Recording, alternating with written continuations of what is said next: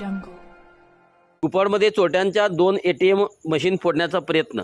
कुपवाड शहरातील मंगळवार बाजारपेठेतील RP पाटील चौकात असणाऱ्या 2 ATM मशीन गायांचे शटर उचकडून चोरट्यांनी ATM मशीन फोडण्याचा प्रयत्न केला. ही घटना आज सकाळी उघडकीस आली.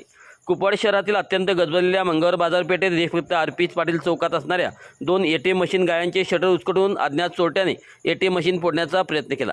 या घटनेची माहिती मिळताच कुपवाड MIDC पोलीस ठाण्याचे सहाय्यक पोलीस निरीक्षक आनंदराव घाडगे व त्यांच्या पथकाने घटनास्थळी तात्काळ धाव घेऊन घटनेची तपासणी केली. ही घटना मध्यरात्रीच्या सुमारास घडली असल्याचे शक्यता वर्तवण्यात येत आहे.